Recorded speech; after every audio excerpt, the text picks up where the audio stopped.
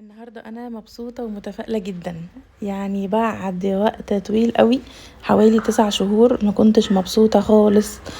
وانا بعمل اي منتج كنت بعمله بس لمجرد ان هو شغل ورايا وبيتعمل. لكن النهاردة الكلام ده اتغير تماما.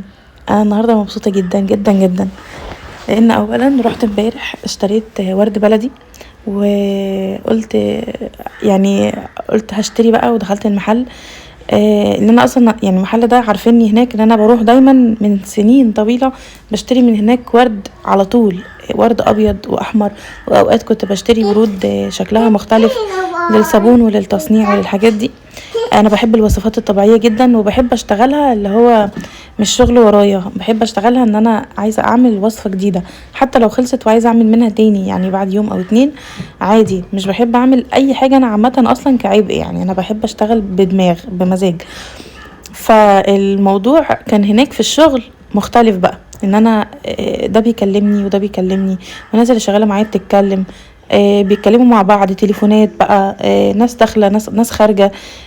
ممكن جلسه، حد يجي يعمل جلسه فحاجزها مثلا، او فتوقفني، فيخلي دماغي تقف عن الافكار. انا فعلا هيك ما كنتش عارفه افكر خالص. فقلت لا، انا يعني بعد 9 شهور معاناه في الموضوع ده، قلت لا بجد انا هنقل كل الماتيريال بتاعتي تاني للبيت. بعد ما كنت انا وديتها تاني هناك اصلا وظبطت لها مكان، بس المكان ما كانش فيه شمس. كنت حاطه الماتيريال بتاعتي في المطبخ بتاع المكان بتاعي، يعني السنتر بتاعي.